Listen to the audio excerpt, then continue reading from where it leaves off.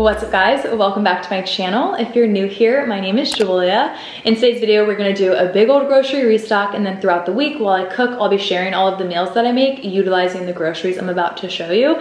And I'm gonna be honest, I was actually gonna go grocery shopping in person today. I know, crazy. But then I last minute decided against it because I was like, you know what would be more fun than grocery shopping in person? Taking my grandparents out to breakfast. So instead, I drove over to their house. As soon as I got to their house, literally like 2 hours ago, I got on my Amazon app, placed my whole grocery order. I'll actually put it right here on the screen so you guys can see everything. Took them out to breakfast, literally just walked in the door and I got a text saying that our house is the next stop for grocery delivery.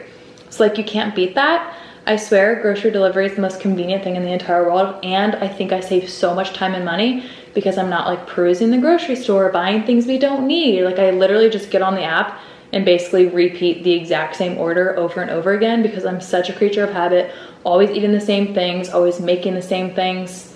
It's just so easy. So I'm sorry you guys don't get to see me actually shopping at Whole Foods, but that really never happens because I think I've gotten my groceries delivered pretty much every single grocery shop the past like 6 months. It's just so convenient. And just like that, my groceries are delivered.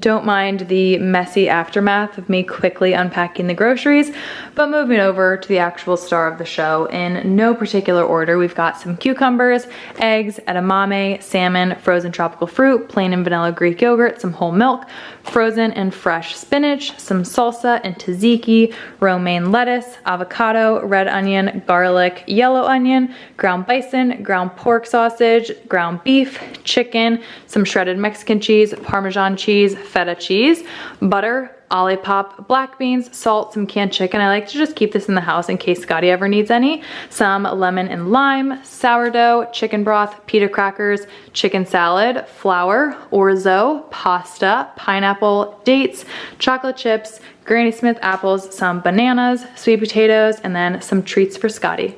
All right, I'm gonna put all these groceries away and then I will see you guys this week while I am cooking. All right, these chocolate peanut butter dates are my recent little sweet treat obsession. They are so freaking good. I've been making them almost every single night for dessert. All you need are some dates, peanut butter, chocolate chips, coconut oil, and sea salt. I guess you technically don't need the coconut oil, but it definitely makes melting the chocolate a lot easier. I pop that in the microwave for about 45 seconds, and it's always like the perfect amount of meltedness. Then you're gonna grab your dates, and as you can see, I did not get pitted dates, so I quickly had to pit them, and then I filled the inside with peanut butter. I guess you could really use whatever nut butter you prefer, but I personally am a peanut butter girl. Then you're gonna grab your melted chocolate, give it a good old mix, and then drizzle or pour the chocolate into those dates. You can really do however much chocolate you want. As you can see, I did a lot of chocolate because any good dessert I feel like needs a lot of chocolate. Maybe that's just me. Sprinkle your sea salt on top and then pop it into the fridge or freezer.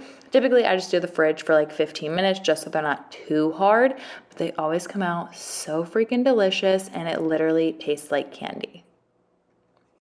Next up, we've got a classic good old feta eggs on sourdough. You guys should know the drill by now if you have seen any of my other videos, but I always pop some sourdough in the toaster, put a little bit of butter in the pan. Quick little shout out to Our Place pans, the best pans ever. I put the feta in the pan and then I crack my eggs into the feta. Then I kind of just let the eggs cook, butter my sourdough bread, flip the eggs when it's time to flip them. Sometimes it's messy, but it's always delicious. Then put the eggs right on top of my sourdough and it is ready to serve. All right, I cannot take credit for this chocolate chip cookie recipe because I found it on Pinterest and it was the first recipe I found that did not require chilling the dough, so it has been my go-to ever since. You're gonna melt a stick of butter, then add a 1/4 cup of cane sugar and a 1/2 cup of brown sugar to the bowl, mix it on up, add an egg, mix that on up. Then you're gonna add a little dash of vanilla extract, a 1/2 teaspoon of baking soda, and then some sea salt. Mix that all together, and then it is time to add the flour. You're gonna add 1.5 cups, but as you're about to see, I really pack my flour in there. I do not measure flour how you're supposed to measure it, and it makes these cookies so much like fluffier and thicker, and I personally like it that way. Then I add some chocolate chips, mix it on up, and then you're basically just gonna grab your cookie sheets, form that dough into balls, pop in the oven 350 for about 20 minutes, and they are perfect. Next up, we have Greek chicken bowls, aka my chicken gyro recipe from my app, but served over rice rather than in pita bread. You can head to my app for exactly how I marinate the chicken, but whenever I am making the bowls, I always cut the chicken into bite-sized pieces and cook it that way. Since I just cook it on the stovetop, it literally takes like 5 minutes. It is so quick and easy. Flip it over once it looks pretty cooked on one side, and then I just kind of toss it all together. Add that to a bowl with some rice. I typically do some lettuce, red onion, cucumber, tzatziki, feta. If you like tomatoes, you can obviously add those. We are not really a tomato household, but this meal is always so satisfying. I know what you're thinking. You guys are probably so sick of seeing my tropical smoothie, but I am still not sick of making this and having it every single day of my life. You're gonna need a blender. I always do frozen spinach on the bottom, the Whole Foods tropical fruit medley. I need to be specific because that is the best tropical fruit mix in the entire world. I have tried other ones from other grocery stores. They just don't compare. You're also gonna add some Greek yogurt, plain, vanilla, it really doesn't matter. Some honey to sweeten it. If you have collagen and you wanna add that, by all means, go right ahead. It's your smoothie, do whatever you want. If you wanna add protein, do that. But this is how I make it with a glass straw. It's delicious.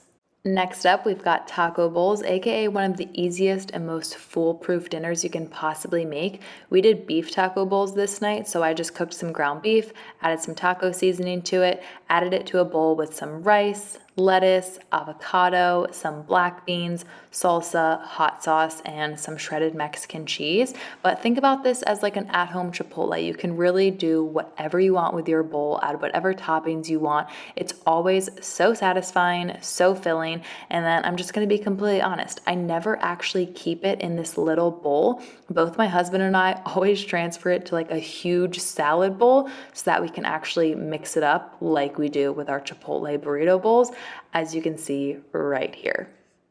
Moving on to one of my favorite recipes on my app, salmon with lemon orzo. Head to my app for the full instructions, measurements, ingredients, all that jazz. Typically this recipe does call for 4 pieces of salmon, but we have made this recipe so much and I just prefer to make fresh pieces of salmon to use up the leftover orzo. You'll see, it makes a ton.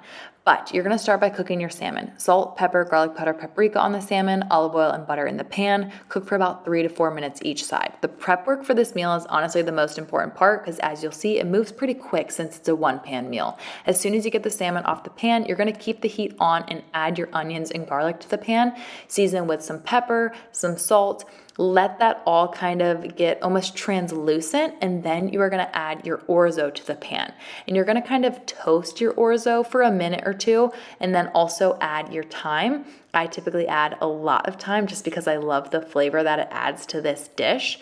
Once that is all kind of mixed up, softened, and the orzo is a little bit toasted, then you are gonna add 3 cups of chicken broth. You can use low sodium chicken broth. If you like saltier, you can use regular chicken broth, totally up to you. You're gonna bring that to a boil, and then you're gonna turn it down to a simmer for it to actually cook. And while it is cooking, it'll absorb all of that liquid, as you can see. Then you're gonna add some spinach, mix that in. As you guys know, spinach really cooks down. You add a lot and then it looks like a little. You're gonna drizzle some lemon juice in. You're gonna put a 1/2 cup of Parmesan cheese in there, mix that on up, and then you are finally gonna add your salmon back to your dish. Let that salmon heat up a little bit, let it keep cooking, and then you are finally ready to serve. I say finally, but this meal honestly comes together so quickly. And as I mentioned before, there is definitely leftover orzo, but when it comes time for us to eat that leftover orzo, I just prefer to cook fresh fish, shrimp. We have made this recipe with tons of different proteins. Last but not least, nothing new here, my crunchy chili shrimp bowls. This recipe is on my app as well as on my Instagram, and it was actually shown to me by a family member, and I cannot stop making it. You're gonna cook some shrimp. I typically just season mine with some salt, pepper, and garlic powder, and I cook it right on the stove top. Make sure you get some white rice cooking. I do mine right in the rice cooker because it is so easy. Heat up some edamame, since I just buy the frozen kind. Slice up some mini cucumbers, add some peanuts, dice up a little bit of avocado, squeeze some lime juice on top, and and then you need to make sure you have the most important ingredient, AKA this crunchy chili onion stuff. They have it at Trader Joe's, they have it at Whole Foods. I add a lot because I like it spicy, but it is so freaking good. All right guys, this recipe right here is actually gonna wrap up this video. I hope you enjoyed seeing a little grocery haul and then basically every single meal that I cooked this week. If you enjoyed this video and if you wanna see more videos like this, don't forget to give this one a like, make sure you're subscribed, and I will see you all next time. Bye.